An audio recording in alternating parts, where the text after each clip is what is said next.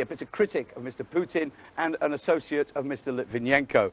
But only a short time ago, we found out that yet another building, a third building, has found to be contaminated with polonium, and that is just around the corner. It's becoming familiar. A police van outside a building found to be contaminated with polonium-210. Here, a security company, Erinis, which admits Litvinenko visited them but won't say when. And almost around the corner, another office building, also contaminated, housing a company said to be linked to Russian billionaire Boris Berezovsky, an associate of Litvinenko. Within the last hour, yet another contaminated building in the same area, also said to be linked to Mr. Berezovsky.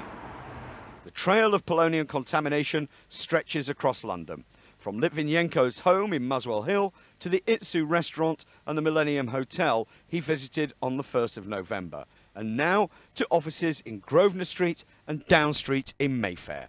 And that might not be the end. Tests are continuing at a number of locations.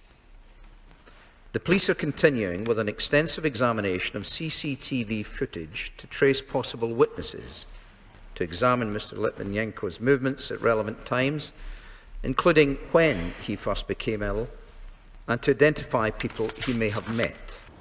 They hope that footage will give them crucial evidence about where he went, who he met, and who saw him. But health authorities also want to trace contacts. 3 of them are already in a special clinic undergoing tests because they have common symptoms like vomiting or diarrhea that could be linked to polonium exposure.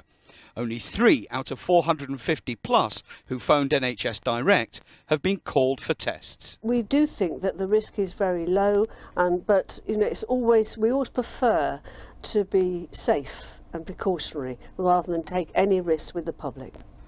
The room where Mr. Litvinenko died at University College Hospital is still sealed off. His is an unprecedented case, and health authorities are taking no chances that anyone else might be affected. Well, I'm joined now by Lawrence and by our political editor Tom Bradby, who is at Westminster this evening. First to you, Lawrence. How long before the 3 people in hospital know if they've been affected?